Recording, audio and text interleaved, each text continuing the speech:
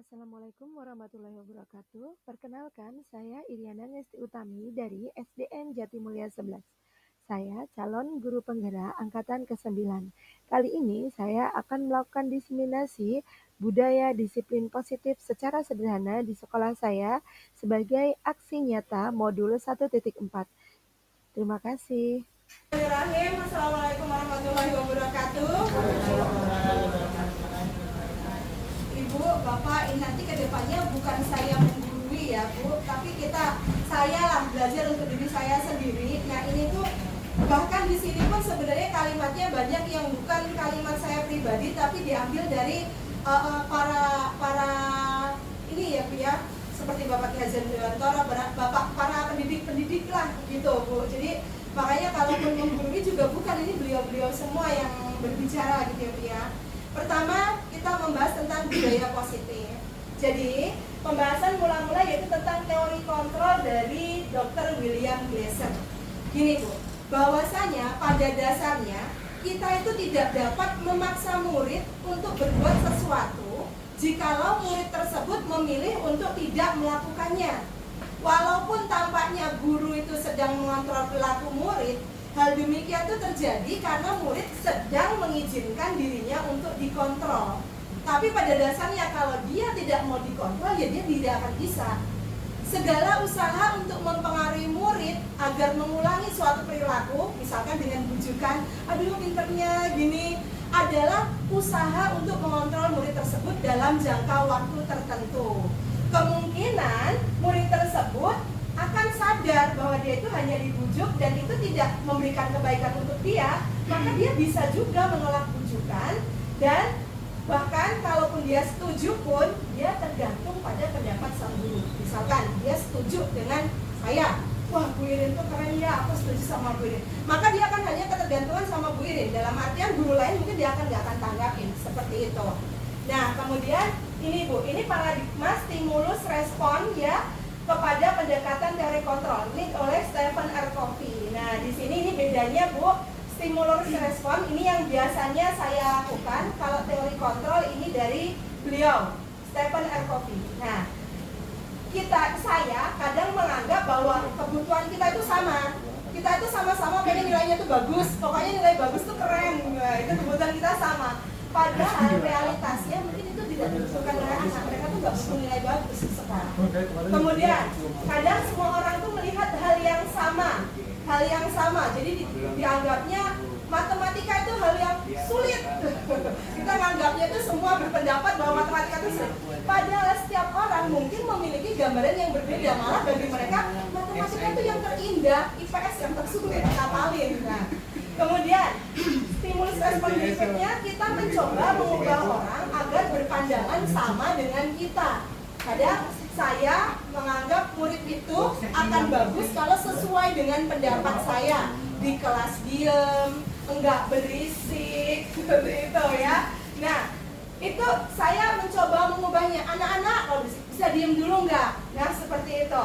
Padahal harusnya kita berusaha memahami pandangan orang lain terhadap dunia. Kita pahami kenapa mereka berisik.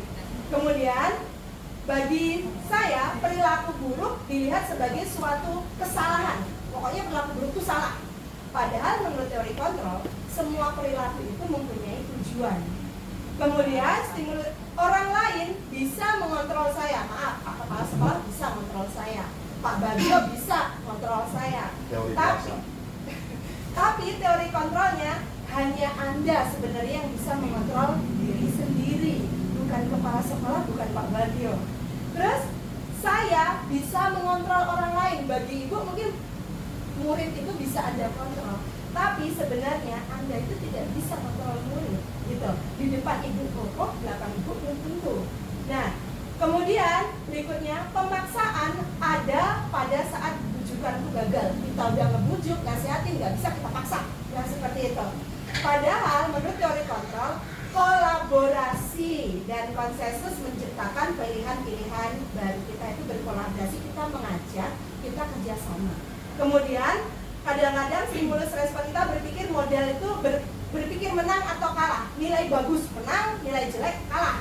Padahal model berpikir itu menang dan menang. gitu. Kalaupun nilainya kurang, itu kita bisa melihat kelemahanmu apa, dari situ kita bisa benerin. Nah, itu menang berarti kamu bisa tahu kelemahanmu. Seperti itu, bukan nilai jelek itu bukan hal yang kalah. Kemudian ini makna disiplin menurut Bapak Ki Hajar Dewantara. Jadi kalau menurut kita disiplin itu sesuai aturan. Bagaimana menurut Bapak Ki Hajar Dewantara? Di mana ada kemerdekaan, disitulah harus ada disiplin yang kuat.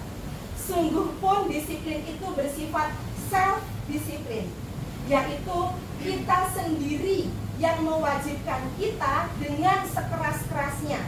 Tetapi itu sama saja, sebab jikalau kita tidak melakukan self-disiplin, wajiblah penguasa lain mendisiplinkan diri kita. Dan peraturan demikian itu harus ada di dalam suasana yang merdeka. Di sini maksudnya, Bu, kalau kita disiplin itu harus dari dalam diri kita. Kita mendisiplinkan diri kita, termasuk pada siswa. Mereka mendisiplinkan diri siswa. Kalau mereka tidak bisa mendisiplinkan, barulah penguasa lain ya mendisiplinkan. Ini zaman penjajahan.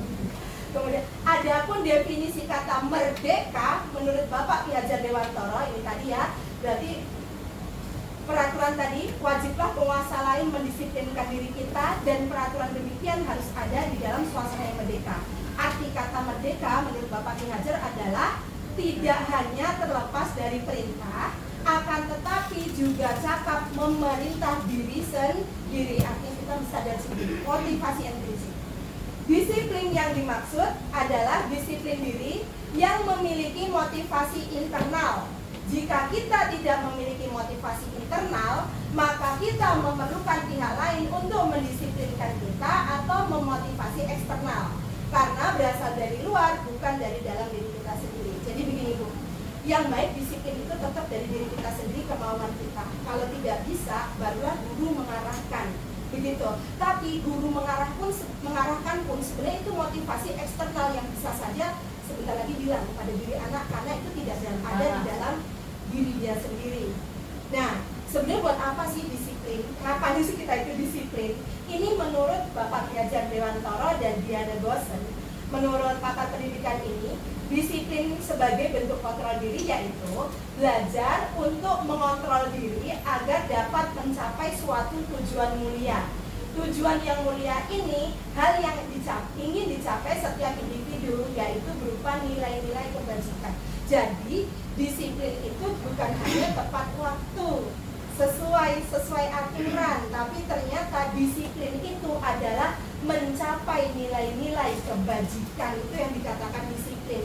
Nilai kebajikan universal banyak banget, tapi saat ini kita sedang mengarah ke profil pelajar Pancasila. Nah, inilah yang dituju. Anak-anak disiplin itu anak-anak yang mampu mempunyai nilai-nilai seperti ini, gitu.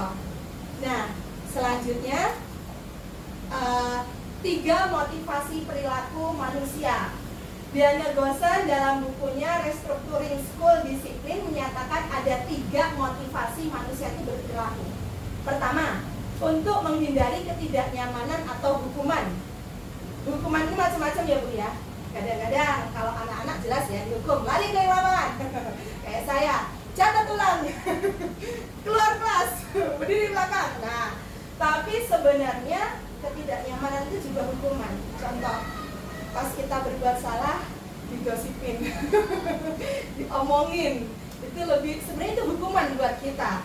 Jadi saya pernah ngalamin hukuman ini ya karena saya salah, gitu ya, Bu ya. Terus yang kedua, untuk mendapatkan imbalan atau penghargaan dari seseorang. Imbalan ini bisa berupa dalam bentuk hadiah, bisa juga dalam bentuk pujian. Kadang-kadang kita melakukan sesuatu dengan harapan ini.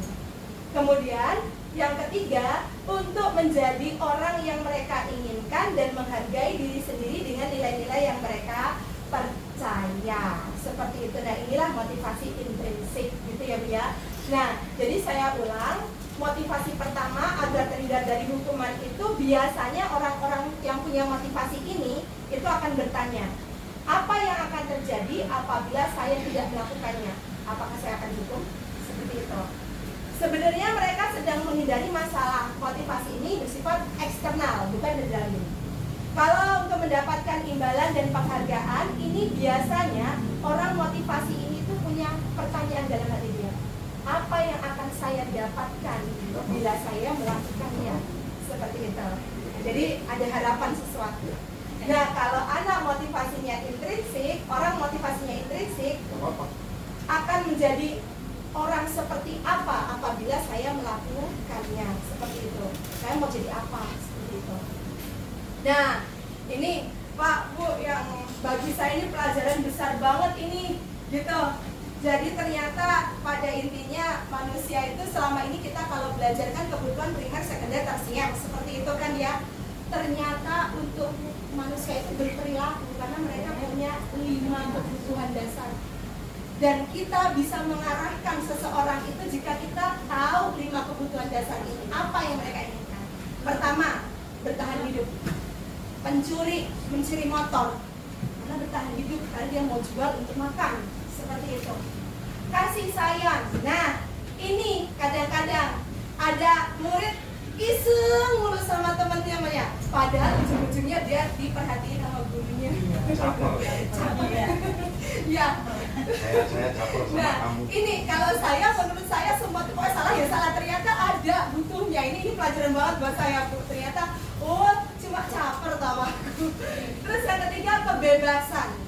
Kadang-kadang mereka tuh bosen gitu loh di kelas, harus duduk selama 3 jam pelajaran, dengerin guru, catat. Nah, mereka ada putar-putar, nyoret-nyoret pensil, lempar-lempar apa, ngobrol. Ternyata tujuan mereka itu cuma nyari kebebasan. Makanya kalau Bu Neneng nih sudah ada dan Ibu Guru udah ada ice breaking. Nah, ini mungkin ada waktu kebebasan untuk mereka untuk meluapkan emosinya. Dan mereka capek nulis, itu mereka goyang-goyang gitu kan. Nah, kemudian kesenangan. Nah, kadang-kadang orang itu berperilaku karena mencari kesenangan, dan itu hal biasa. Kadang-kadang, maaf, kemarin yang saya kaget, murid saya itu kata Mama Kenzi ya, pengalamannya kelas 4, ada yang nyekek temennya. Terus saat Mama Kenzi ditanya, sini Mama Kenzi boleh? Nah, ini salah satu wali murid saya kemarin memberikan pengalaman waktu di kelas 4 ya Maya, pernah jadi kelas. Iya. Ada murid ya Maya, ngapain Bang? Nyekek temennya? Nyekek temennya. Terus sama Mama Kenzi ditanya, nyekek loh Ma, udah sadis kan? Nyekek, dipukul gitu. Saya tanya, dia bilang kenapa kayak gitu sayang? Suka aja katanya. Aku seneng katanya gitu. Kalau temen aku tersakiti aku seneng. Bukan berarti dia maksudnya nakal atau gimana, dia tuh bercanda tapi nyakitin temennya. Iya. Jadi tidak sadar bahwa itu ternyata menyakiti. Dia taunya itu tuh seneng-seneng kalau temennya kalah, tolong. Mungkin kebanyakan nonton film kali ya Bu ya. Nonton film itu kamu sakit gitu. Nah, Tapi nggak tahu maksudnya itu termasuk penyakit atau gimana? ya itu karena dia kesenangan. Mungkin di rumah kebiasaan nonton YouTube, film-film kan sekarang adanya kekerasan ya, kayak Spider-Man apa, kayaknya kalau lawannya bak itu, yes aku pemenangnya. Mungkin seperti itu juga. Jadi intinya itu kesenangan hobi. Inilah tugas kita, kalau kita udah tahu kebutuhan dia, kita tinggal arahkan mungkin kesenangan yang lain. Kalau memang dia suka, arahkan aja untuk mungkin ekskul sana, karate, kita mau ada karate nih ya, sana gitu. Ibarat kata kamu ngalahin teman jebret, kamu dapat juara. Seperti itu. Nah, tapi kita harus tahu kebutuhannya. Kemudian penguasaan. Penguasaan. Kadang-kadang orang melakukan sesuatu karena dia ingin dianggap lebih berkuasa. Gitu. Oh, dia paling hebat. Kayak saya. Wah, ini paling hebat, paling keren. Seperti itu. Kadang-kadang ada mungkin keinginan, kebutuhan untuk diakui, penguasaan, diakui oleh orang lain. Nah, seperti ada, nah ini semuanya kadang hati-hati. Ini motivasi bisa intrinsik, bisa ekstrinsik. Yang jelas, inilah kebutuhan orang. Jadi saat kita menanamkan motivasi intrinsik pada orang, pada siswa, kita harus tahu apa sih sebenarnya kebutuhan dia. Kita tangkap kebutuhannya, dari situ kita bisa memasuki dia gitu. Kalau kita nggak tahu kebutuhan dia apa, kita tahunya marah, saya tahunya marah, dia akan terulang lagi berikutnya. Kalau belum mencapai kebutuhan yang dia inginkan. Nah, Bila mereka tidak bisa mendapatkan kebutuhannya dengan cara positif, mereka bisa melanggar peraturan dan melakukan hal-hal yang tidak sesuai dengan nilai-nilai kebajikan ini ya. Jadi kadang-kadang seseorang melanggar aturan nilai kebajikan itu karena kebutuhannya ini tadi yang tidak terpenuhi dengan cara yang positif. Di rumah cari perhatian sama mama enggak bisa, mama repot. Akhirnya di sekolah dia lampiaskan, mamanya dipanggil ke sekolah, mamanya datang memperhatikan dia. Nah, itu ternyata dia cuma butuh perhatian, kasih sayang seperti itu. Jadi itu cara anak beda-beda. Nah, sekarang saya berkaca aja lah pada diri saya. Sekarang Anda sebagai seorang guru sudah ada di posisi kontrol mana? Apakah Anda penghukum? Semoga tidak, insya Allah nggak ada. Kedua, pemantau atau pembuat rasa bersalah, atau teman atau manajer? Ayo. Kalau penghukum, oke. Seorang penghukum bisa menggunakan hukuman fisik ataupun verbal. Ya, orang-orang yang menjalankan posisi penghukum senantiasa mengatakan bahwa sekolah memerlukan sistem atau lebih yang menekan muridnya.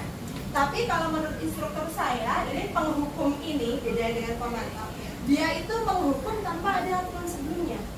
Dalam artian murid nggak ngerjain PR, nggak ada aturan kesepakatan kelas atau apapun, tiba-tiba nggak ngerjain PR. Kenapa nggak ngerjain PR? Keluar. Itu tiba-tiba keluar dari murid kita karena kita merasa dia nggak adil. Dia melakukan itu nggak adil. Temennya ngerjain kok dia enggak. Nilainya curang dong, nggak adil dong. Karena tertuntut rasa keadilan dalam diri kita sendiri, kita menghukum dia, padahal sebenarnya aturan belum ditegakkan. Itu namanya penghukum. Belum ada aturannya. Nah, guru-guru yang menerapkan posisi penghukum akan berkata, patuhi aturan saya, kalau tidak, awas. Kamu selalu saja salah kalau mengerjakan PR. Selalu, pasti aja selalu yang terakhir, gitu. Nah, ini guru seperti ini senantiasa percaya hanya ada satu cara agar pembelajaran bisa berhasil, yaitu caranya dia, gitu.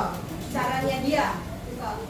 Penghukum biasanya nada suara tinggi, bahasa tubuhnya mata melotot, jari nunjuk-nunjuk dan menghadik. Wah, itu penghukum tuh ciri-cirinya. Saya berarti. Saya. Hasilnya, ayo Bu Desi, monggo. Itu nggak ada Birawati. Kemarin Birawati. Oh, monggo. Ini ada nih di Zoom nih. Di kamera. Ada di Zoom. Kalian mau print? Udah, kali 3 menjawab. Pak, dipanggil Pak, ya Allah Pak. Hasilnya, kemungkinan murid itu justru jadi akan marah dan memendam pada kita. Ya, malah mungkin dia akan bersifat lebih agresif. Bisa jadi sesudah kembali duduk, murid tersebut malah pukulan, apalah, pensel, mengeluarkan kekerasan itu. Nah, kemudian posisi pembuat rasa bersalah. Pada posisi ini biasanya guru itu kebalikannya tadi. Dia biasanya lembut, perlahan, lembut, dan pembuat rasa bersalah akan menggunakan keheningan. Jadi seolah seperti ini, gitu ya. Membuat orang lain jadi tidak nyaman justru karena dia merasa bersalah, duduk, diam, gitu kan. Dia ngomongnya pelan. Justru orang akan jadi tidak nyaman, merasa bersalah, rendah diri. Ada apa nih, panggil guru, didiemin, gitu kan. Nah, biasanya kata-kata yang keluar itu lembut banget, tapi keluarnya begini. Ibu sangat kecewa sekali sama kamu. Terus berapa kali Bapak harus memberitahu kamu ya? Terus gimana coba kalau orang tua kamu tahu tentang begini? Nah, dia kan jadi merasa bersalah. Orang tuanya dibawa-bawa, gitu kan? Jadi dia dibikin merasa bersalah entah pada orang tua, entah pada teman, entah pada guru. Pokoknya dibikin dia itu merasa bersalah. Nah, di posisi ini siswa biasanya akan menilai dirinya itu sebagai orang yang buruk, gitu. Murid merasa tidak berharga karena telah mengecewakan orang-orang yang disayanginya. Hasilnya, murid akan merasa dirinya bersalah telah mengecewakan ibu dan bapak gurunya. Murid menjadi orang yang gagal, tidak sanggup bahagiakan orang lain. Kadangkala sikap seperti ini malah justru lebih berbahaya. Iya, karena dia tidak menumpahkan amarah. Kalau penghukum tadi jelas dia malah menumpahkan amarah, dia kesal gitu. Kalau ini dia tahan sendiri dan merasa dirinya itu jadi orang yang tidak berharga bagi orang lain gitu. Jadi mungkin malah akan timbul sifat introvert pada diri, seperti itu. Sekarang memasuki posisi pemantau. Kalau pemantau itu kan artinya mengawasi ya. Posisi pemantau ini biasanya dia bekerja berdasarkan peraturan dan konsekuensi. Dia menggunakan sanksi, tapi sebelumnya sudah ada konsekuensi dan aturannya.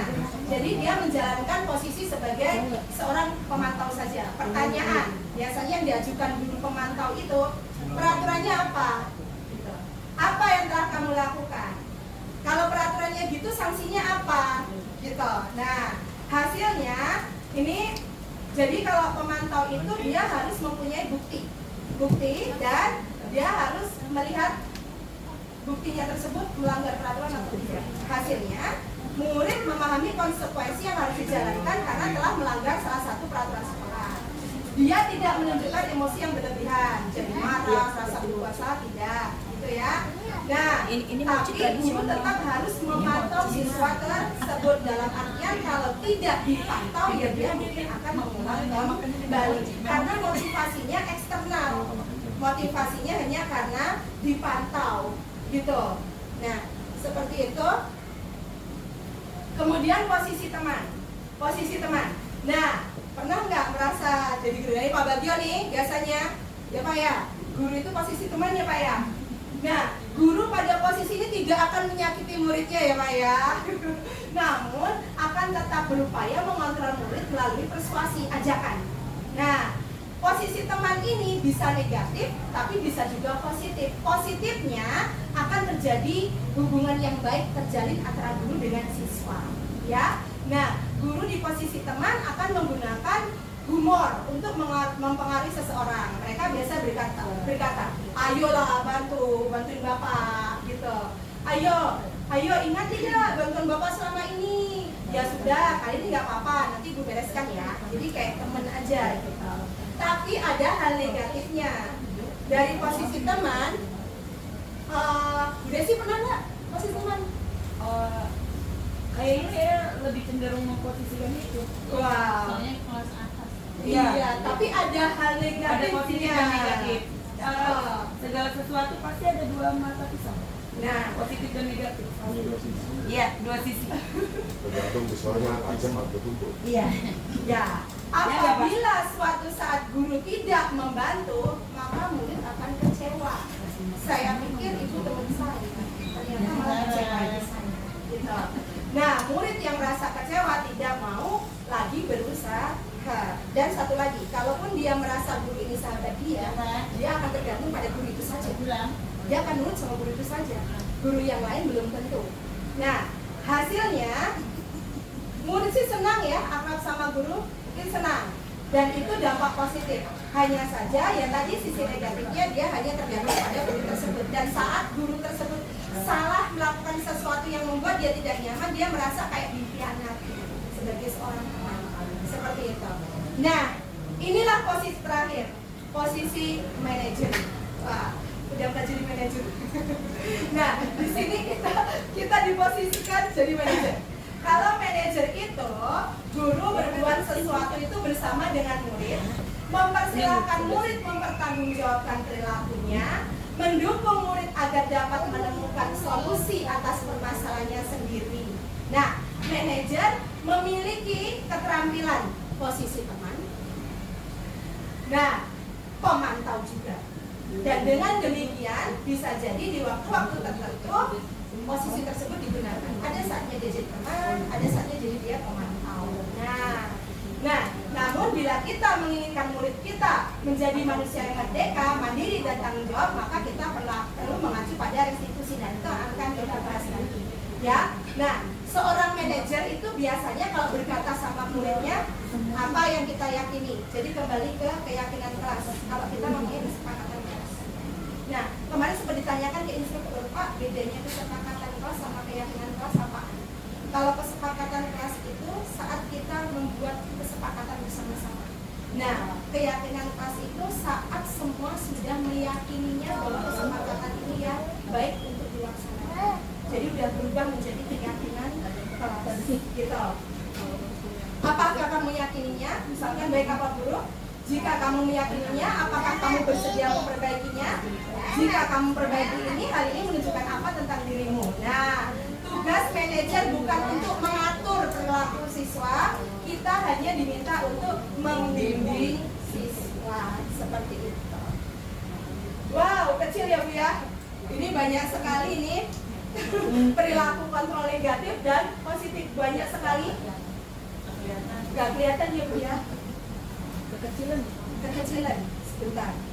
Silakan dinikmati Bu. Ya, makasih. Kita mah kalau urusan begini nggak usah disuruh. Sebenarnya sih tadi mau bawain kertas, diminta untuk refleksi diri. Kita ini ada di posisi mana selama ini? Gitu. Terus kemudian setelah ini apa yang akan dilakukan? Seperti itu. Mampukah kita melakukan posisi manajer? Kayaknya nggak siap dulu ya. Tapi sebenarnya ini tadi sudah dibahas kok. Contohnya, kalau penghukum itu gurunya itu menghardik dan menunjuk-nunjuk siswa. Kalau membuat rasa bersalah itu gurunya itu berceramah dan menunjukkan kekecewaan, acting, gitu. Nah, ya. itu negatif. Kalau yang positif itu sebenarnya yang teman tadi membuatkan alasan untuk muridnya. Jadi alasan itu benar apa salah sih? Nah, kemudian pemantau, menghitung dan mengukur sesuai nggak dengan keyakinan kelas. Yang ujung-ujungnya kita diminta untuk dari kita menjadi teman dan pemantau tadi, kita masukkan motivasi dan prinsip ada dua melalui manajer mengajukan pertanyaan. Oh, menurut kamu itu salah. Yang benar gimana? Kayak kemarin saya coba sama Anggi, nggak ngerjain PR, mulut saya sudah dapat G. Anggi, kenapa nggak ngerjain PR G? Lupa Bu. Oh lupa. Ya pikun ya G. Enggak Bu. Kenapa lupa G? Saya main game. Tapi saya ngerjain kok Bu SBDP-nya. Oh main game. Ngerjain SBDP. Oh iya sambil ngerjain SBDP. Sampai kan. Tapi menurut kamu kalau ada waktu buat ngerjain main game bisa nggak sih buat ngerjain yang bahasa Sunda?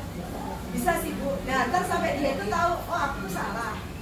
Terus habis itu dia mikir perbaikanmu apa? Sampai dia sendiri yang nentuin dia maunya gimana. Kita itu cuma Zaidan doang yang jawab.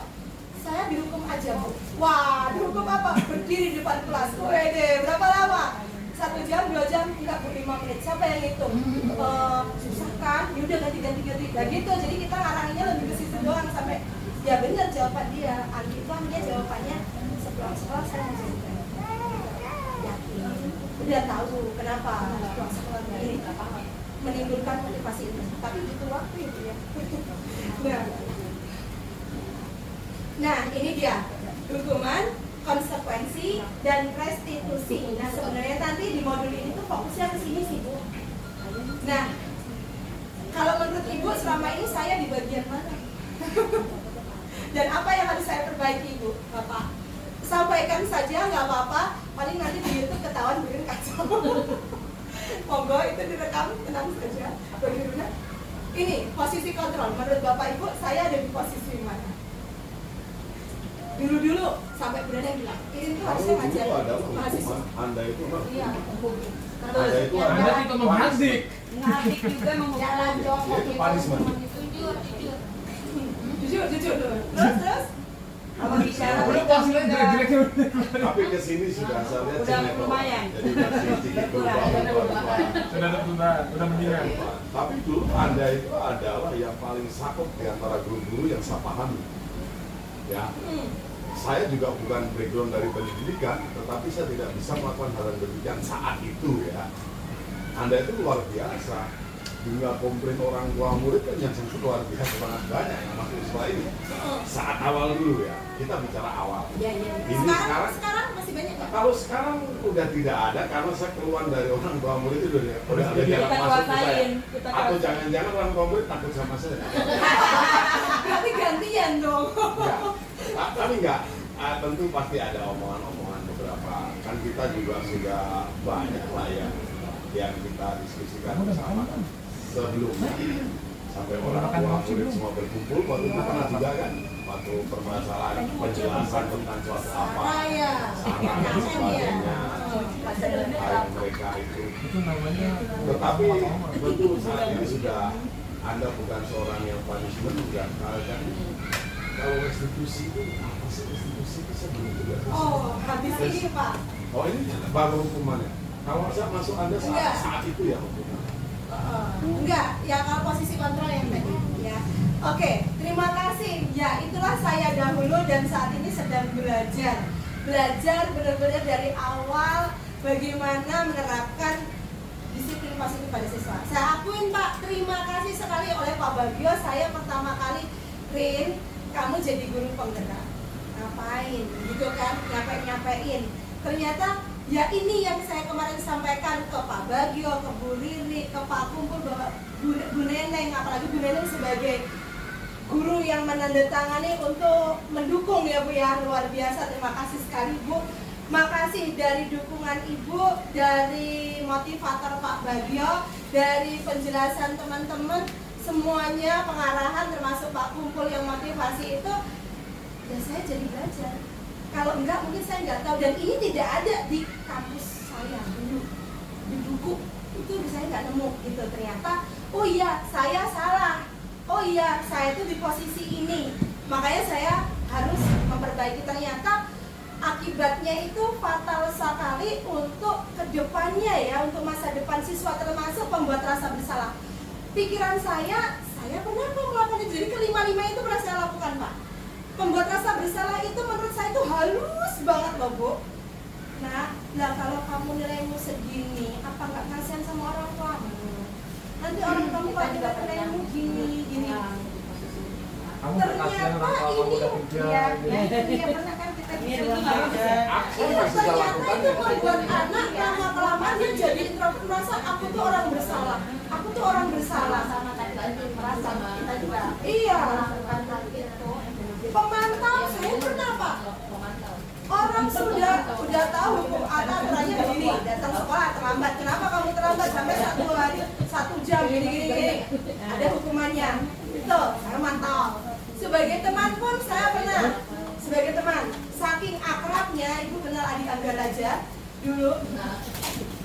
Tapi ternyata salah. Dekat. Iya Bu. Masuk SMP Yadika dikeluarkan Bu. Ternyata itu motivasi yang memang eksternal dari teman. Saat sana sama saya dia dekat, akur. Di SMP Yadika dia dikeluarkan. Ini sepatu dilempar ke jendela di depan kepala sekolah, pecah, keluarkanlah dia dari sekolah. Dia tinggal di Medan, punya peternakan babi segala macam. Dia Kristen. Dia balik ke sini pas dia dia balik tuh minjem uang. Karena dia menganggap saya itu udah teman, ternyata itu salah juga. Gitu. Silaturahmi tidak putus. Pinjam dulu 100. Nah, seperti itu, dan kabar terakhir dari dia sempat penjara. Artinya saya gagal kan Bu di posisi teman. Nah, tapi kalau posisi hukuman itu yang terlihat sekali ya Pak ya, karena kalau udah ngukum, ya Bapak inget kan, depan kelas, lakuin, mending Bu jangan inget ya. Peragain jadi guguk. Iya, pernah.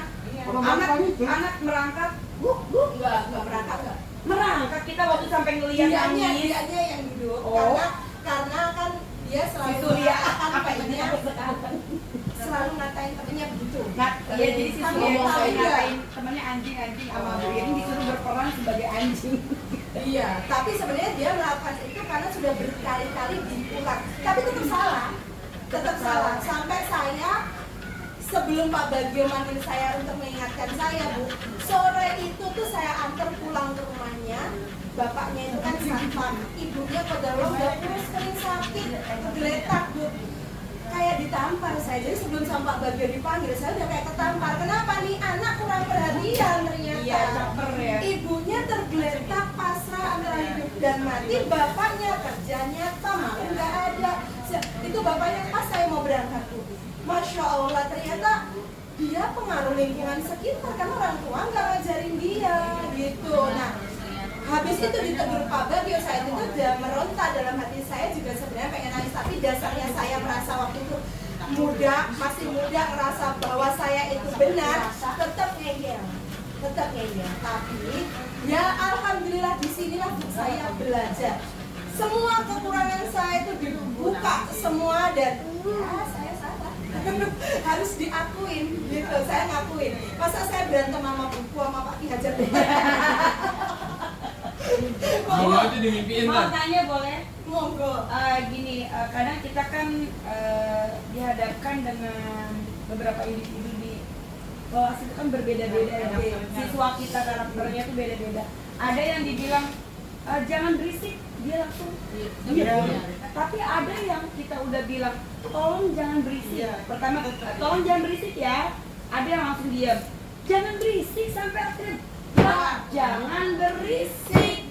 Itu anak tetap aja ada yang melanggar. Kita sebaiknya harus bagaimana tuh Bu Irin kepada situasi yang seperti Saya itu? aja masih belajar tidak ditanyain. Monggo Pak Bagio, Bu Riri, Bu Neneng, Bu Intan, Bu Iva. Loh, di sini judulnya sharing bersama loh. Iya, Bukan makanya aku sharing. pembicara loh. Kalau aku pembicara lah aku hebat banget om dari tadi dibuka salahku semua. Masa dibuka salahku semua sekarang sok aja ya. Nah, monggo Bu Neneng, kalau menurut Ibu gimana? Apalagi kelas 1. Berisiknya kayak apa? Ya, memang kelas 1 juga sama. Hal itu pasti terjadi. Ya, dengannya kelas besar, apalagi kelas 1. Ya, cuma kan kita harus lebih banyak mungkin Sabar. ada sama lulus Naik nafas.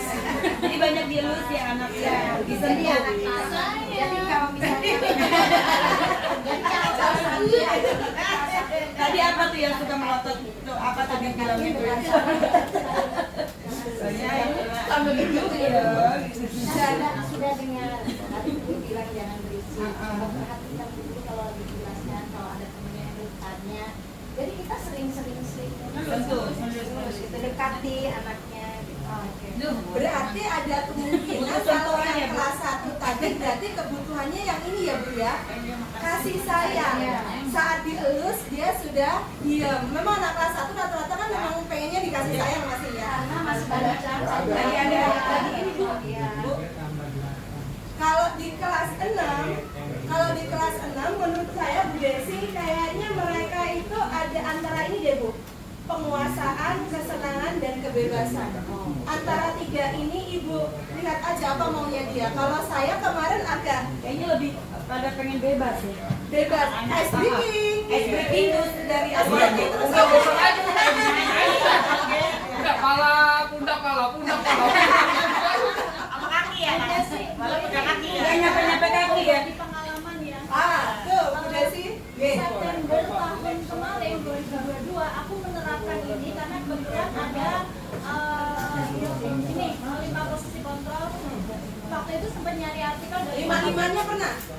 dalam 1-2 bulan karena waktu itu kita dituntut untuk mengerjakan suatu hal yang Suatu hal yang menghasilkan ini. Jadi waktu itu aku nyari referensinya nggak dari buku manapun, cuma nyari artikel di Kompasiana, kebetulan dapat dari Kompasiana yang 5 posisi kontrol. Nah, paling nyaman kalau aku merasa ya tidak menjadi seorang manajer itu aku nggak nyaman di situ.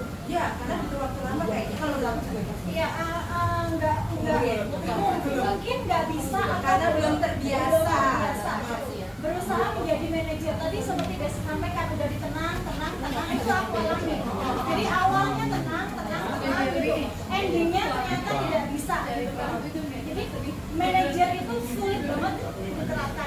Aku posisi paling aman itu pemantau. Selama yang 5-5-nya aku terapin selama 2 bulan kurang lah ya, September Oktober itu posisi pemantau itu paling aman. Tapi karena aku kadar kesabaranku seperti tisu, akhirnya kembali ke hukum. Itu orang ini. membuat rasa bersalah. Kalau penghukum sudah mengurangi ya, sudah mengurangi. Karena penghukum itu memang harus aturan. Ya, Jadi kadang kita sadar ya nggak ada. kalau kita kan sudah punya aturan di kelas nanti gini gitu kan. Tapi tetap saja, jadi intinya pembuat rasa bersalah yang kita gunakan. Tapi tadi kan seperti disampaikan bahwa ketika pembuat rasa bersalah nanti si anak itu akan merasa tertekan ini.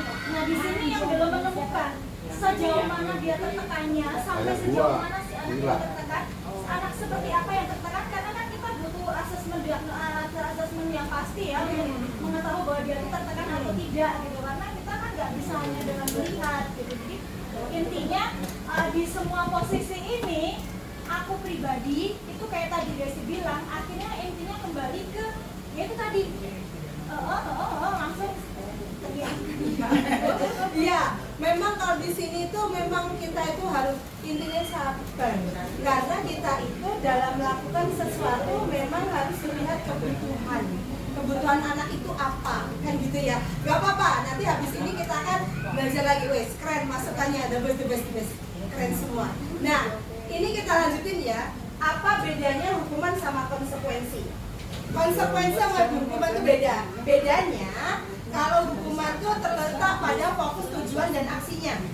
Kalau konsekuensi itu akibat langsung dari perbuatan yang dilakukan. Contohnya, anak nggak ngerjain PR, konsekuensinya dia ngerjain PR 1 Kalau hukuman keluar lagi, seperti itu.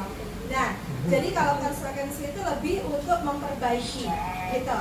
Nah, tapi ada restitusi, proses menciptakan kondisi bagi murid untuk memperbaiki kesalahan mereka sendiri sehingga mereka itu bisa kembali ke kelompok mereka.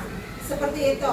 Restitusi juga merupakan proses kolaboratif yang mengajarkan siswa untuk mencari solusi masalah mereka sendiri dan membantu murid itu berpikir tentang orang seperti apa yang mereka inginkan dan bagaimana mereka harus memperlakukan orang lain. Jujur Bu, restitusi kan memang ada 3 tahapan nanti, tapi kalau saya memang sekali-kali suka pakai ini Bu. Karena apa? Karena kadang-kadang, seperti tadi ada orang tua bagi rapot, tadi ada yang bilang, apa ya tadi itu masalahnya ya? Oh, si mama itu bilang gini, anaknya kan memang selengean, ya saya akuin. Di sekolah pun kadang-kadang guru ngomong tuh dicekat sama dia dengan bahasa yang kurang sopan. Aku gini lah Bu, gitu. Nah, ternyata selengeannya itu terbawa pada ulangan PTS-nya Bu. Dia itu kalau ngerjain soal itu nggak dituntas sampai habis bacanya. Jadi ya udah separuh cut, belum selesai soal. Contohnya sebutkan tiga macam pecahan ya, 4 macam pecahan beserta contohnya. Ya udah macam pecahannya aja, contohnya lewat seperti itu. Padahal anaknya pintar Bu, bukan enggak. Anaknya termasuk pintar. Akhirnya padahal saya udah bilang loh Bu, jangan begini, jangan itu. Saya tadi pegang tangan ibunya begini, Ibu, kalau memang Ibu punya waktu untuk menasihati putranya, bisa nggak dihilangkan kata jangan dan nggak boleh, saya bilang gitu. Tapi sampaikan pada Rifki, kalau kamu begini, kamu akan jadi orang gini. Dilihatnya sama orang lain, kamu jadi orang yang begini. Itu akan merugiin dirimu sendiri. Jadi nanti saat dia sadar, oh aku tuh salah toh, aku tuh dilihat orang lain jelek toh, nanti akan tertanam di diri sendiri, mikir 2 kali kalau mau melakukan hal yang sama lagi. Misalkan motong pembicaraan orang dengan bahasa yang kurang baik gitu ya. Bisa nggak Bu disampaikan sih, kalau mau ngomong itu tunggu orang lain selesai bicara dulu, dengerin dulu. Habis itu baru kamu bicara, itu pun yang sopan. Biar nanti dilihatnya orang lain itu baik. Kalau kamu motong, nanti orangnya bisa saja tersinggung. Kalau tersinggung, lihatnya kamu tuh orang nggak sopan, nggak baik gitu. Nah, di situ kalau dia sepaham, itu motivasinya udah bukan jangan dan nggak boleh, tapi dia udah tahu. Oh, kalau aku gini, aku bakalnya begini. Itu namanya motivasi intrinsik, seperti itu Bu. Nah ini dia Bu, ini juga Ibu merasa nggak ini? Kalau saya kemarin digembar-gemborkan kan kalau bisa kita ngasih penghargaan pada siswa ya Bu ya. Entah mau pakai bintang, entah bahkan hadiah apa. Ternyata Bu, penghargaan itu suatu hukuman. Dihukum oleh penghargaan. Pertama, penghargaan efektif jika kita banyak ya Bu ya, tapi nggak apa-apa. Saya sengaja nggak cut, nggak kurangi, karena ini tuh kaget buat saya, itu hal baru. Penghargaan itu efektif jika kita menginginkan seseorang melakukan sesuatu yang kita inginkan dalam jangka waktu pendek. Jadi artinya nggak panjang. Terus, suatu penghargaan adalah suatu benda atau peristiwa yang diinginkan, misalkan pujian gitu kan, yang dibuat dengan persyaratan. Artinya kalau dia melakukan persyaratan, dia dapat. Hanya jika Anda melakukan hal ini, maka Anda mendapatkan penghargaan yang diinginkan. Jadi ada syarat. Yang ketiga, jika saya mengharapkan suatu penghargaan dan tidak mendapatkannya, maka akan timbul kekecewaan dan kecil hati, serta kemungkinan lain kali tidak akan melakukan kesalahan. Terus yang keempat, jika kita memberikan seseorang suatu penghargaan untuk melakukan sesuatu, maka kita harus terus-menerus memberikan penghargaan itu. Jika kita ingin orang itu meneruskan perilakunya, kalau enggak ya berhenti. Jadi nggak ada motivasi lagi. Iya.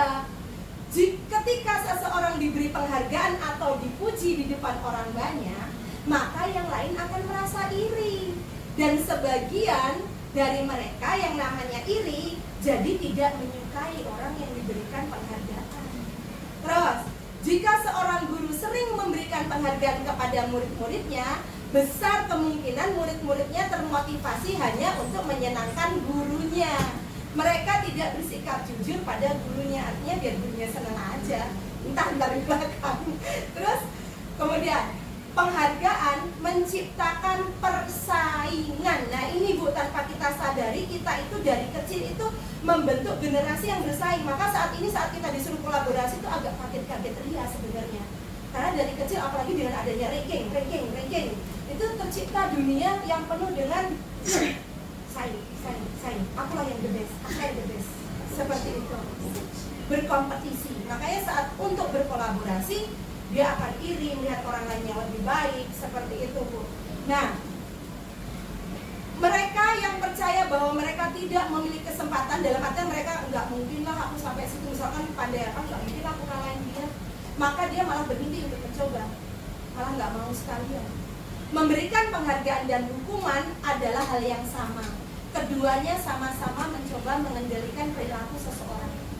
Jika penghargaan diharapkan, namun Anda tidak memberikan, maka dia akan merasa terhukum. Contoh, membuat gambar, bagi dia udah keren banget buat ibu, tahunya bagi ibu masih ada yang lebih bagus, dapatlah dia, maka akan timbul kekecewaan.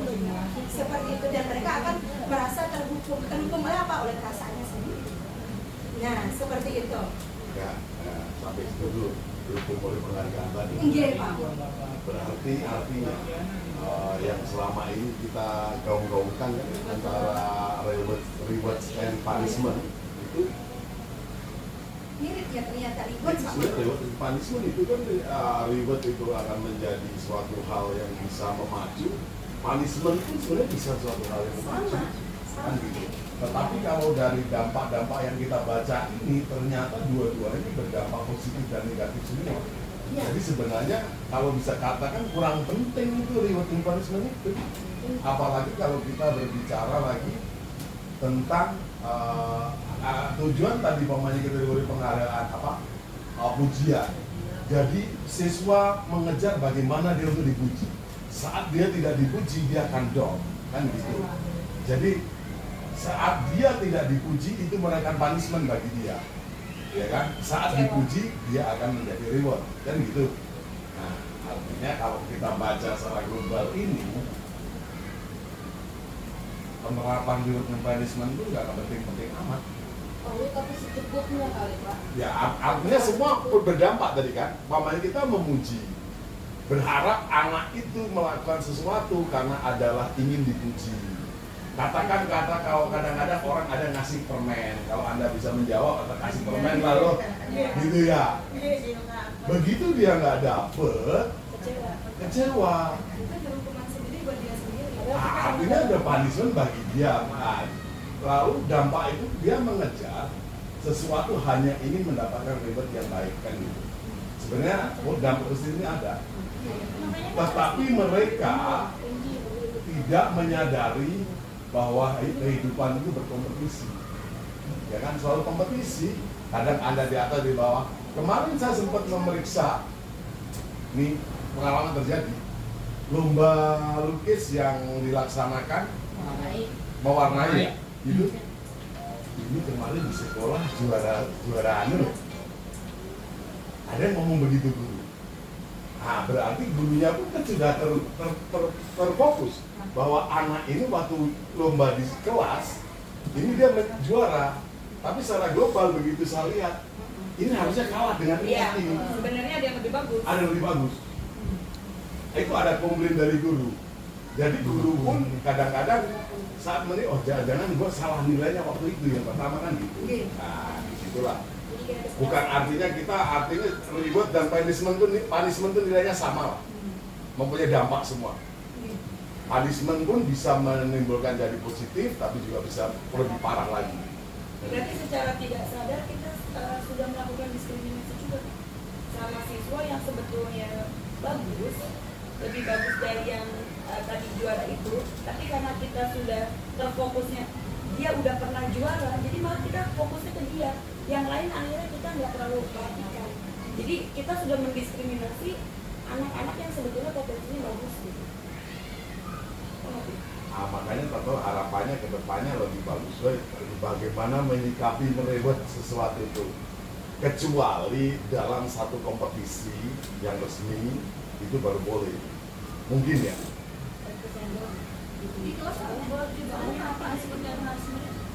Tapi kalau kita mengacu pada yang punishment ini sangat luar biasa.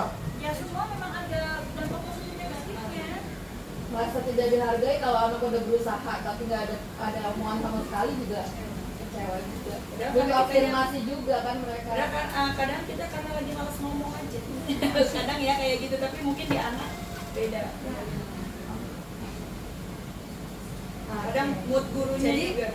Sebenarnya benar ya Pak ya, kadang-kadang kita juga pusing kayak kemarin juga waktu diskusi pada pusing rasanya, lah kok jadi salah semua kita.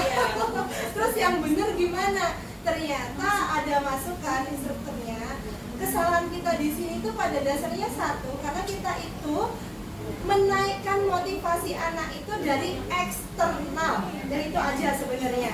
Karena eksternal, bapak menghukum anak melakukan sesuatu itu karena motivasi takut gitu. Anak melakukan sesuatu karena dapat hadiah, ya karena dia kalau dapat hadiah. Itu saja garis besarnya. Makanya di situ diajarkanlah namanya restitusi.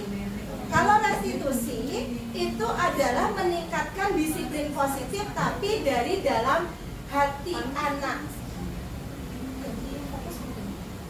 Itu di mute aja dulu videonya. Dari itu berarti udah kelamaan kan? Sudah lama kok. Jam ada nggak sih jam? Udah 50 menit sih. Masa iya begini? Tapi kan 50 menit di rekaman kan pas sebelumnya udah persiapan. Iya sih. Iya.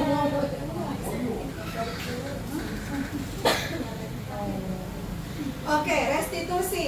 Nih Bu, restitusi itu jadi arahnya modul ini, pelajaran ini adalah kita itu naikin disiplin positif anak itu karena kemauan mereka sendiri gitu loh. Motivasi mereka dari dalam diri mereka sendiri. Kalau punishment, reward tadi itu tuh eksternal, yang artinya ya tidak akan berlangsung lama. Mereka melakukan itu karena alasan, bukan karena dalam dirinya. Itu makanya diarahkan guru itu untuk melakukan restitusi.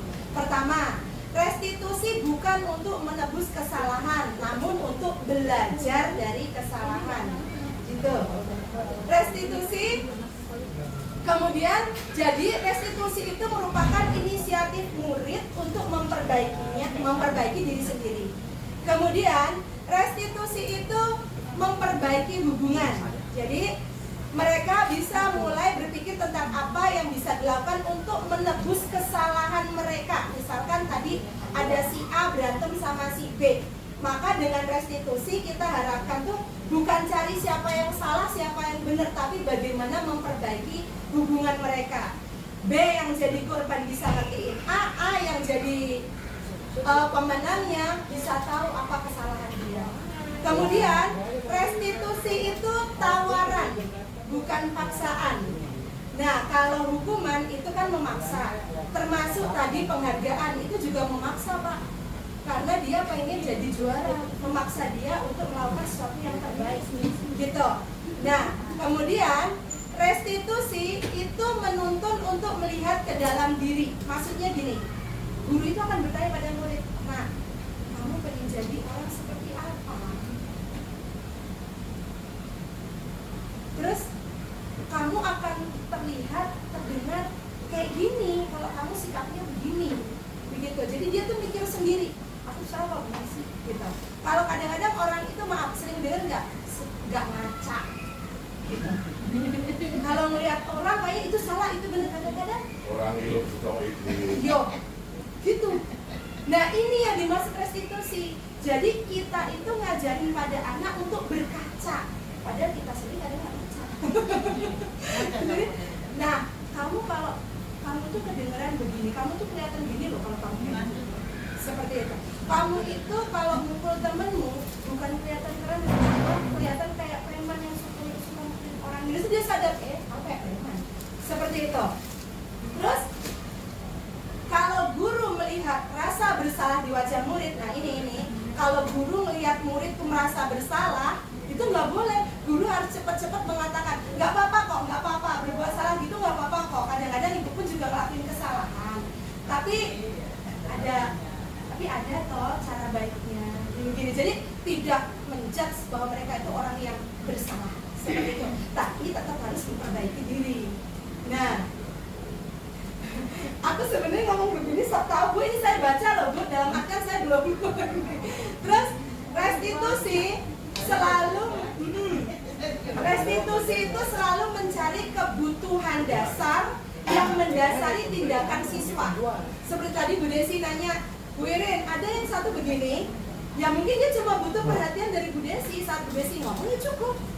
Tapi mungkin ada yang ya karena dia senang aja ngobrol gitu loh. Mungkin dengan begitu Bu Desi bisa untuk khusus anak yang ngobrol, coba dikasih pertanyaan, diajak ngobrol aja biar dia puas ngobrol. Misalkan, terus ada yang mungkin pengen kebebasan, mungkin ya coba tadi kan pencernaan, gini aja lah daripada maaf ya, kelas saya kemarin gini, bisik ngobrol. Saya tuh coba begini, yang ngobrol daripada waktunya disia-siain, bikin puisi deh, nanti dibaca aja di depan, gak apa-apa ibu dengerin, keren pasti puisinya, sunyi-senyap aja. Karena mereka nggak bisa bikin puisi, tapi artinya mungkin ya, jadi kebutuhan dasar mereka itu apa? Apakah cuma cari perhatian dari guru, atau dia pengen bebas? Mungkin ya ibu kasih aja suruh gambar apa, suruh kegiatan apa, atau mungkin dia pengen ya seneng-seneng gitu kan? Nah, atau mungkin dia pengen ya bebas tadi diajak ngobrol, seneng-seneng apa? Jadi arah apa sih sebenarnya maunya ibu gitu. Jadi memang kita itu terus mendiagnosis. Jadi asesmen diagnosis itu tidak hanya di awal, tapi melihat sikap siswa itu kita juga mendiagnosis itu bocah maunya apa, tipenya gitu. seperti apa. Iya, tipenya seperti apa dan saya harus bagaimana, seperti itu. Jadi nanti muncul sesuai kayak gini. Terus restitusi itu fokusnya pada karakter, bukan tindakan. Nah, beda tadinya sama hukuman dan penghargaan. Kalau hukuman sama penghargaan tuh fokusnya pada tindakan. Kalau kamu nggak ngerjain PR, kamu aku hukum. Kalau kamu ngerjain PR nilai 100, kamu udah dapat keren atau bintang. Nah, itu berarti tindakan. Kalau restitusi itu pada karakter. Nah, kalau kamu nggak ngerjain PR, nanti yang lebih kamu sendiri. Nanti nilai kamu. Jadi diberikan pemahaman bahwa itu kebutuhan itu jadi nanti muncullah dari dalam diri sendiri. Iya. Restitusi itu menguatkan, bukan melemahkan. Beda seperti tadi. Kalau reward anak nggak dapat dia lemah. Hukuman dihukum dia lemah. Nah, kalau restitusi itu menguatkan. Terus kita cari kebutuhan apa kita angkat, gitu. Kemudian restitusi itu fokus pada solusi, bukan fokus untuk menghentikan jerak. Kalau hukuman berhenti kamu saat itu juga. Kalau tadi reward, maka dia ya sebagus-bagusnya itu aja. Tapi hati-hati kalau yang nggak bagus bagaimana gitu kan. Nah kalau restitusi fokusnya itu ke solusi penyelesaian masalahnya gimana. Terus itu solusinya pun dia sendiri yang harus mikir, bukan gurunya cuma ngarahin. Terus restitusi mengembalikan murid yang berbuat salah pada kelompoknya. Nah ini hukuman terkadang kalau kita menghukum siswa, misalkan berdiri di belakang, ini tanpa sadar kita itu udah mengeluarkan dia dari kelompok dia, dari kelompok teman-teman yang semua belajar di sini atau berdiri. Terus kalau reward, saat kita ngambil dia juara, dia langsung juara, dia keluar dari kelompoknya, itu yang the best. Seperti itu. Nah, karena restitusi justru dikembalikan murid itu ke kelompoknya dan bisa berkolaborasi dengan kelompoknya. Seperti itu. Jadi solusimu apa? Kamu harusnya gimana? Misalkan dia berantem sama teman, terus kamu harusnya gimana? Aku gini, ya sudah. Sana minta sampai dia minta maaf, dia menyenangkan temannya. Dia dikembali lagi ke dunianya, bukan dengan menghukum. Ya udah kamu pergi aja. Kamu minta maaf, terus sana angkat tangan, angkat kaki. Nah ya udah, keluar dia dari kelompoknya. Nanti juga temannya dia dihukum Bu Irin. Nah, dia seolah-olah dia adalah seorang pesalah, orang yang salah. Gitu. Jadi dia beda dengan kelompoknya. Dan ini malah membuat anak kadang-kadang malah mengulangi kesalahannya. Udah daripada beda. Seperti itu. Itu Pak, restitusi sama itu tadi. Kenapa hukuman sama reward tadi kok agak diiniin? Karena perbedaan dari eksternal, internal, dan tujuan akhirnya. Nah, terus bagaimana tahapan segitiga restitusi? Nah, pertama menstabilkan identitas, kedua validasi tindakan yang salah, ketiga menanyakan keyakinan. Menstabilkan identitas, biasanya saat anak berbuat salah, misalkan berantem sama temennya dipanggil sama gurunya, itu dia akan, ya habisnya Bu, pasti dia laporan kan, habisnya dia duluan Bu nendang aku, bla bla bla bla bla bla bla. Nah ini kadang-kadang guru yang gak sabar seperti saya dulu menghukum, gak ada, tapi kamu salah, salah sini nimpuk anak orang gitu kan, dan pokoknya kalau udah nimpuk tuh salah aja. Nah ini enggak, di sini justru guru itu lah, oh gitu ya, oh iya sih kalau ibu juga akan gitu sih, oh gitu. Itu kita menstabilkan identitas dia dulu, kita stabilkan dulu. Iya, mendengarkan, oh gitu ya, oh jadi kamu disengkat duluan, seperti temen misalkan Tobu kemana, sudah gitu kan kerjanya, oh kamu disengkat duluan, iya Bu, masa udah dibilang itu tetap aja, oh ya udah kalau mungkin kalau ibu lebih parah, oh gitu. Nah kemudian baru validasi tindakan yang salah. Nah padahal kamu bisa ya lebih parah dari ini, Masya Allah hebat banget ya kamu ya gitu. Berarti kamu bisa termasuk sabar loh nak gitu. Wah hebat sekali. Nah itu validasi tindakan yang salah, soalnya tindakan dia itu udah valid aja. Baru sisi yang ketiga, menanyakan keyakinan saat dia sudah puas ngeluarin semua unek-uneknya dia, guru seolah-olah memposisi pada diri dia, wah seolah-olah kita di dekat dia lah. Baru dia, oh gitu, oh iya. Tapi selain ganti dekat ada cara lain nggak kira-kira? Nah, baru dia mikir, kira-kira misalkan ya, kamu ngomong, jangan dekat dong, atau gimana, emang gimana? Jadi setelah dia udah mulai stabil emosinya, jadi saat dia komplain tadi kita dengerin, kita validasi, dia tenang, baru kita ajak bicara, gitu. Jadi aku sebanting ya. Kira-kira jadi kita semua memiliki motivasi internal. Kita itu percaya bahwa kita itu sebenarnya orang baik gitu. Jadi kalau nonjok kayak kebetulannya misalkan nonjok terus berdarah menurut kamu, tapi benar nggak sih? Coba deh, kalau ibu sih mungkin lebih parah, mungkin kalau guru habis itu. Tapi kalau menurut kamu guru salah nggak sih? Gitu. Itu kan berdarah ya, terus anak orang, kira-kira Mae marah nggak? Seperti itu. Jadi biarkan dia mikir sendiri aja. Iya ya Bu ya, iya ya. Sampai dia mikir, dia ngerenung, baru kita mungkin bisa ngarahin. Dan ini makanya saya bilang tadi butuh waktu lama.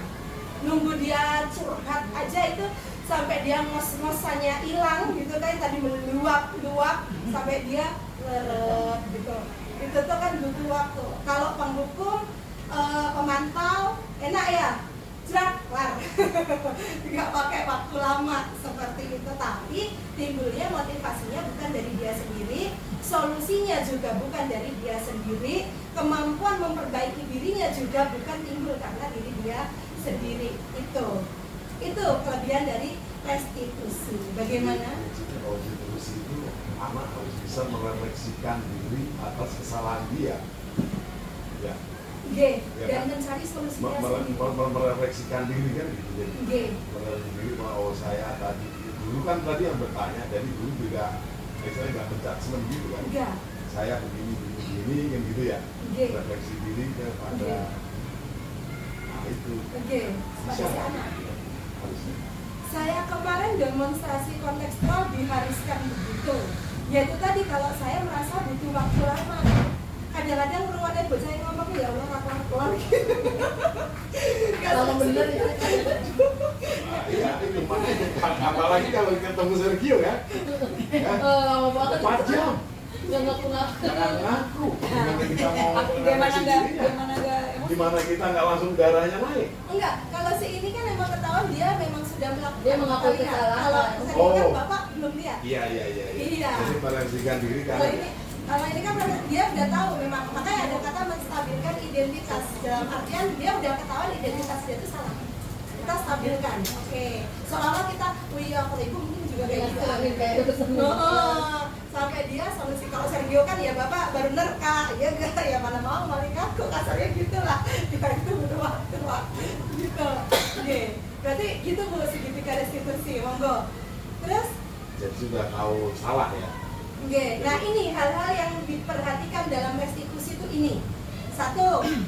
Perilaku yang salah perlu dikaitkan dengan nilai-nilai keyakinan yang telah disepakati dalam gitu. Jadi perilaku dia yang salah, nanti biar dia sendiri yang berpikir apakah itu sesuai dengan nilai-nilai kebajikan.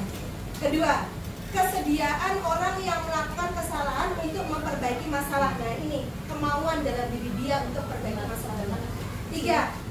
Pemecahan masalah sebisa mungkin relevan atau memiliki hubungan dengan masalah yang ada. Jangan mengalor, mengidul, ya intinya salah ya apa, ya itulah yang diselesaikan. Kadang-kadang kalau kita selama kan kayak ustazah ya kepanjangan. Padahal salahnya apa, jadi kemana. Terus perlu adanya suatu usaha perbaikan dari pihak yang berbuat salah. Yang kelima, perlu dedikasi waktu dari pihak yang berbuat kesalahan. Tanyakan kapan mau diberlakukan usahanya, kapan kamu mau minta maaf, kapan kamu perbaiki diri, mulai kapan kamu jadi anak yang baik, seperti itu. Jadi yang di merah ini dikaitkan dengan nilai keyakinan tadi, nilai kebajikan, kesediaan orang perbaiki, relevan dengan masalah, usaha memperbaiki, dan waktu kapan perbaikannya, seperti itu. Nah, sudah kalau keyakinan kelas, nah mengapa keyakinan kelas? Mengapa bukan peraturan kelas? Seseorang akan lebih tergerak dan bersemangat untuk menjalankan keyakinannya daripada hanya sekedar mengikuti serangkaian peraturan yang tanpa makna. Dia aja nggak ngerti kenapa harus ngelakuin itu, kenapa ada peraturan itu aja dia nggak ngerti. Jadi dia jalanin ya belum tentu. Beda kalau itu keyakinan dalam diri dia bahwa oh ya itu benar, maka mungkin dia akan menjalankan lebih baik. Siswa perlu mendengarkan dan memahami arti sesungguhnya tentang peraturan yang diberikan. Apa nilai kebajikan di balik peraturan tersebut dan apa tujuan utamanya. Mungkin mirip dengan visi kemarin ya Pak ya. Kalau kita aja nggak tahu visinya, nggak tahu prakarsa perubahannya mau ngejalanin gimana, kan seperti itu. Kita aja nggak paham seperti itu. Nah, prosedurnya, nah ini Bu, kalau mau bikin keyakinan sekolah, keyakinan kelas, pertama, persilahkan murid curah pendapat tentang peraturan yang seperti apa, keyakinan apa yang mereka mau sepakati. Kedua, jadi ini guru di sini diem loh. Muridnya yang kamu maunya kayak gimana kelas kita, seperti itu. Kemudian catat masukan-masukan mereka di papan tulis, udah catat aja semuanya. Banyak pastinya. Ya kalau aktif, kalau pasif mungkin kita pancing-pancing kali ya. Kemudian gantilah kalimat yang bentuknya negatif dari siswa menjadi positif, karena selama ini siswa kan taunya peraturan. Itu kalimatnya beda dengan keyakinan. Kalau negatif itu gini, jangan berlari di kelas atau koridor, itu diganti berjalanlah di kelas atau koridor, seperti itu. Jadi kata-kata yang seperti peraturan itu dianggap negatif, seperti itu. Jadi kemudian selanjutnya ajak murid untuk melihat nilai-nilai kebajikan dari pendapat mereka semua itu ada nilai kebajikannya apa enggak di situ. Gitu. Kemudian tinjau ulang keyakinan kelas secara bersama-sama karena kadang-kadang tulisannya sih banyak sepapan tulis, padahal mirip sama gitu. Jadi keyakinan kelas tuh paling 3 sampai 7 prinsip keyakinan aja sebenarnya. Setelah keyakinan kelas selesai dibuat, silahkan siswa setelah tanda tangan kemudian tempel di tempat yang semua siswa bisa melihatnya setiap hari. Jadi mereka masuk kelas lihat, tahu gitu. Jadi mereka akan teringat terus keyakinan yang mereka buat sendiri. Begitu Bu, itu caranya. Nah, ini kegiatan pendalaman keyakinan kelas nih. Keyakinan itu nggak cuma muridnya ya. Contoh, guru tugasnya apa? Murid tugasnya apa? Guru tugasnya bukan ini, murid tugasnya bukan ini. Jadi imbang, gak cuma murid, tapi gurunya juga seperti itu. Jadi seolah-olah anak-anak tuh, oh ya saya sama guru saya seimbang dan adil dan kewajibannya. Seperti itu, enggak murid terus yang dituntut. Itu saja Ibu, terima kasih. Nah bagaimana nih Ibu, ada masukan? Saya malu sebenarnya. Bukan saya Bu, ini semua dari modul. Saya tidak berusaha untuk menggurui, tapi dari sini semoga nanti kita akan membentuk budaya positif untuk siswa kita. Kayak itu PR berat ya Bu ya, karena hal baru banget buat saya terutama.